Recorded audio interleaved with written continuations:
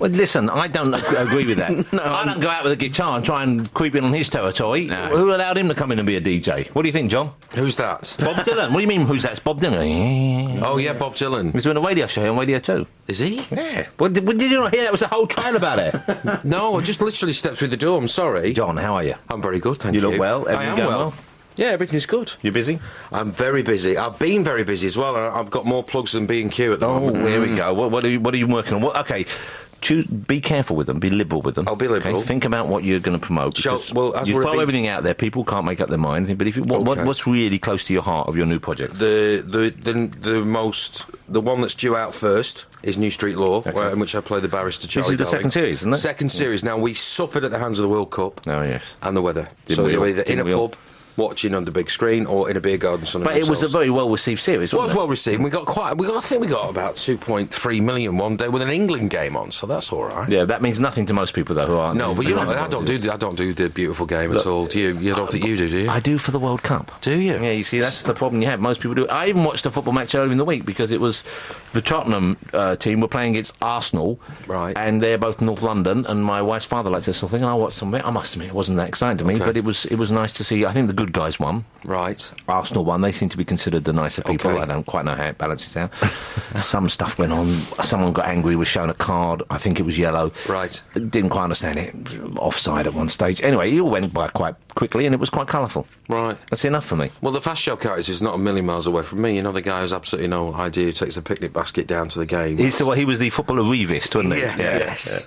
So that's not a million miles away from me. But now you do, although you always bring a certain kind of like warmth and comedy charm to what you do, but you're doing more straight acting these days, really, aren't you? Yeah, there's always I bring a comedic element to the roles I play. I'm seeing Andy. He looks like some one of the obscured eyes from a Contact magazine there. because he had the black microphone in front.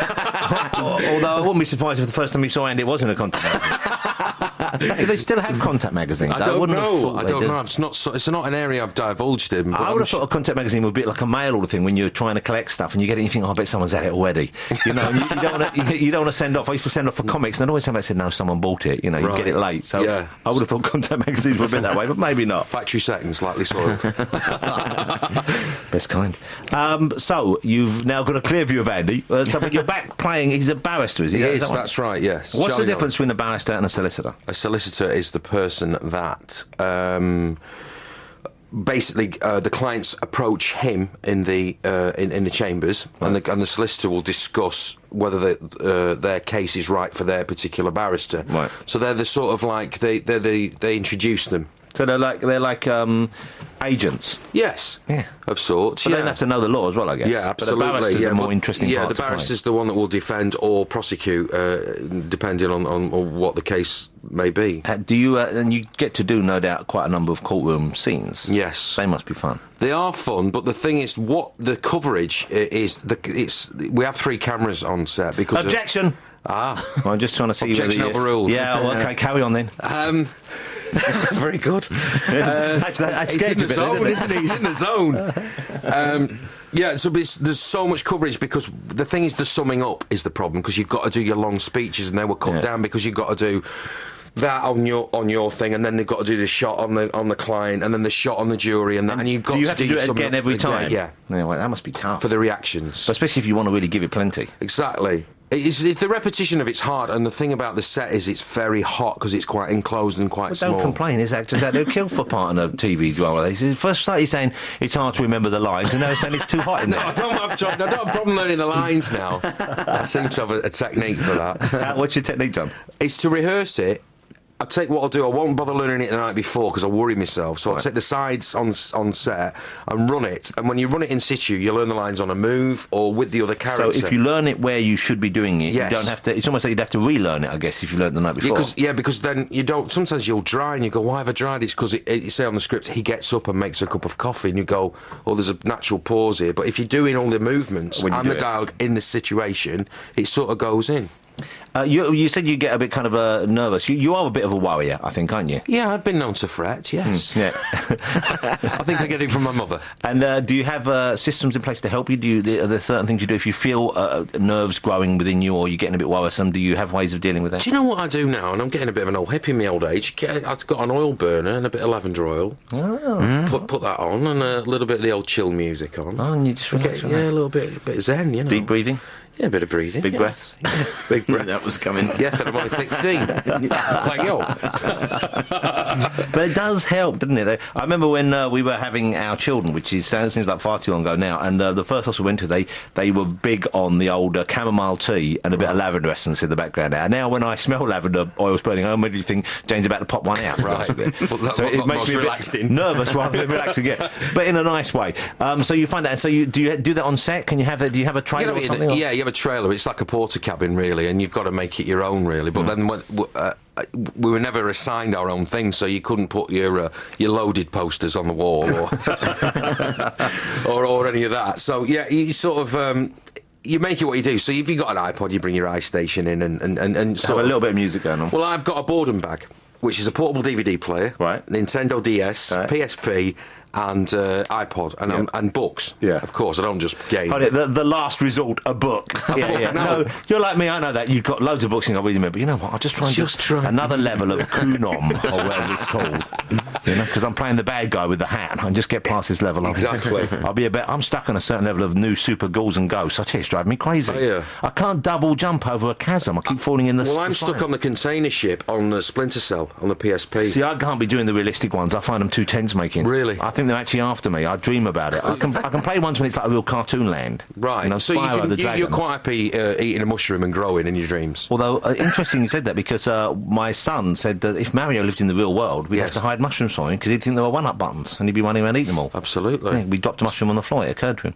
He's got a good point. All those who haven't played games out there think we're just making noises. We are mental. John, you've always loved music. I know this of you. You've already mentioned your MP3 player. What are you listening to at the moment? I'll see if we can dig something to play for you.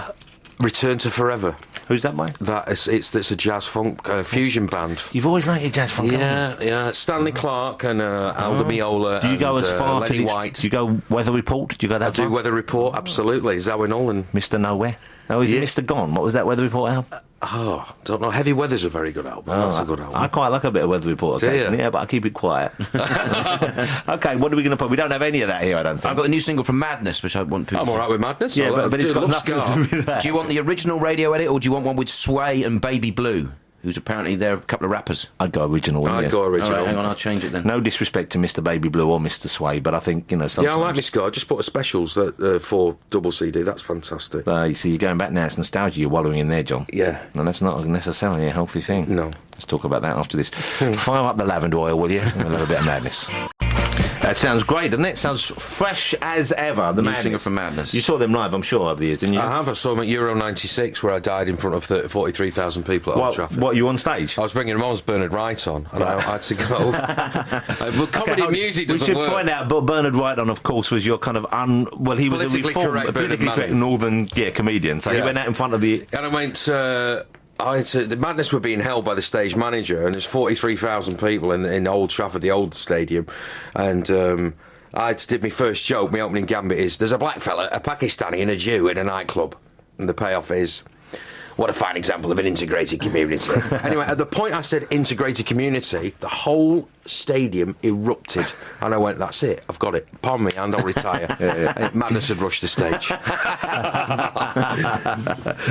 There you go. But you know what, it's nice that you're honest about that, but you should just forget the end part of that and just remember them cheering you. Absolutely. Do you do much live comedy? Not really, just charity bits and pieces of charity gigs. I just saw Emma Freud on Loose Ends, and I've said I'll do something for Comic Relief. Okay, that's very kind of you. Because I did the Fame Academy last time, which was very nerve-wracking. That must be horrible, because you've not got a bad voice. But... No, I can sing all right, I can carry a tune, but I chose the Beatles and I love her, and I just took it seriously. And then I looked at Ruby Wax running around the stage like a loon, and thought, this is comic relief. Why am I doing this so That's straight? the sad thing when you see people, and I can understand why you're in front of an audience all cheering, you begin to think, you know what, I am Sinatra. don't you? And that occurred to you. You probably thought. Be honest. Did you think at one stage maybe I could do this? This is a career. I didn't think at the moment that time I am John Lennon. To be honest, let's do a little bit of it now. Come on, John. No, come on. I'm not doing it. I did all right with Tom Jones. That was okay. I did that okay. That was good. It's which Tom Jones song? It's not unusual. Oh, it's a great song. Isn't Yeah. it? I tell you what's the hard one to sing. Right? Is What's New Pussycat? Yeah, but it's a bit of an odd song. Yeah, it's got a very strange structure to it. It's not unusual. It's a great song, though. It is a great song. Oh, and it was a great song by Tom Jones. It's A Taste of Honey. His version of that with the big band. From the movie at the period? Yeah, it must have been. Yeah, it must have been, yeah. It's brilliant. With, I think, it had Rita Tushingham in. That's right, the girl with the green eyes. Oh. Shot in Preston. There we go. Look at that. He's out-triviaed me completely. I've got no comeback to the shot in Preston was the killer blow. Well, it's because of where I grew up. It's like a ninja.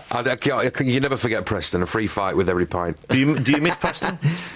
Not really. There must be things about it you miss, though. Yes, the market, parched peas, the cheese shop. They have a pot fair every year where people basically sell you pots. Crockery. Yeah, but it's all that, with the patter and all that. I won't do side plates. I'll do you 10 side plates, and all that. But if you look at it really, the heart of it, it's pots. When was the last time you were back there? God, well, Mum and Dad have moved. I bet it's changed. because all those it's a towns city now. It's England's newest city. There you go. I bet it's a radically and revolutionary change. Manchester's changing dramatically. Okay. Do you miss? But you live in Manchester. I live there now. Yeah, but I've still got a house in Greenwich, but I rent it out. So that's hopefully once I pay the mortgage on that, I can have two. You're bases. giving us way too much information. Don't tell us all about your financial setups. We don't need to know. People don't need to know you've got a place in Greenwich and you're renting it out. What are you thinking, John? Still got a mortgage on it? We don't need to know this. No one wants to know this about how many houses you've got and where you're living right now. I just was curious about Manchester. Because last time I went to Manchester, I think what made it so lively to me, being an outsider coming in, was the fact that it was a university town. Yeah. And of course, it seems to be very proud of a university town and it gives it a lot of flavour and character. Yeah. But I guess, like a lot of towns now, it's being developed over and above that, and it's a sort of thriving cosmopolitan city. Commonwealth. The Commonwealth brought a lot of money into Manchester, yeah. But it's the biggest student population in Europe, is Manchester. Wow. Because it's the university, now it's the Metropolitan University. There's the mathematics, there's a medical school, there's UMIST, and it's just thriving. And growing up in Manchester, as you did for part of your youth, I believe. I grew up in Preston. Oh, so you're always in Preston? Yeah, and then I went to the Poly, as it was then, when I was 18. Oh, right, so you're already... I just wonder whether, because often people live in a town, I wouldn't have thought so in Manchester, sometimes the local kids resent the university students coming in. Oh, and absolutely. There's a kind of division. Well, that's where Paul Calf stemmed from. Students, students coming on their patch, you know what I mean? Have you seen Mr. Coogan recently at all? I have. I did a radio show with Mr. Coogan for Christmas Day for Revolution Radio in Manchester, who his brother works for. He's a DJ on there. Right. So, I saw Steve then. And do you keep up with these stories via the tabloids? Does he ever give you the... I don't know. He leads a complicated life, doesn't he? He does indeed, and I'm not his keeper of his libido. Nor, unfortunately, is he, it seems. God bless him. All right, let's put another track on. What are we going to play? Okay, you wanted to play some Jamie T. So I did want to play some Jamie T. Are you familiar with Jamie T? Jamie T. Jamie T. Yeah. He's a Jamie new, Theakston. young he's branched out. He's too busy conquering the radio breakfast audience. No, we have, this is Jamie 2, who I think he's from London, isn't he? He is, yeah. He's kind of like halfway between sort of rapping and singing. Have a listen to this. That's good, isn't it? Jamie T. Oh, I like the sound of that. Jamie T, very talented young man. We have another talented, if not quite so young anymore, man, Mr. John Thomson. Hello. Johnny T. That's me, Johnny T. Yeah. He can be seen back on BBC One in the series New Street Law, in which he plays a barrister. We've got a scheduled date now. When's that? It is the 21st of February. It was supposed to be the 14th, but I said that is the busiest night of the restaurant calendar. Yep. And we don't want the Valentine's night. No, demographic really. being nannies and babysitters. Really. Not there's anything wrong with them. No, not at all. Hey, combat opera sounds very strange. What's that? Basically, the Jerry Springer people have gone to television. So this is Stuart Lee and Richard Thomas. That's right. And I was approached to play Sir Alan Sugar. Right. Good lord. So I'm actually playing Sir Alan Prentice in The Applicants. Right. It's the hardest gig in my life. So you have to try and sound like him and look like... Well, I watched him, but he sort of goes, I don't like schmoozers, I don't like bullshitters. He's a bit like Michael Caine, really. So he's very sort of underplayed Cockney. But when they saw it, because it's opera, you've got to up the character. So he's gone a bit more like Bob Hoskins, the way I do it, you know. No. Are you singing him, though? I don't sing him. I'm the narrator, just as Jerry Springer is in the opera. Oh, right. Well, I didn't see the Jerry Springer opera. So. No, I didn't. And the thing is, I'd only seen Alan Sugar on the premium bonds. You and I both being Christians, obviously we avoid it. Of course. and God strike me down for whatever watching it. For working with them now. So combat opera, so that sounds like a real challenge, I would have thought. It was the hardest gig of my life, Jonathan, because I got in there and the first day I had a 7-page scene, and normally I learn my lines in situ, as I said. Yeah.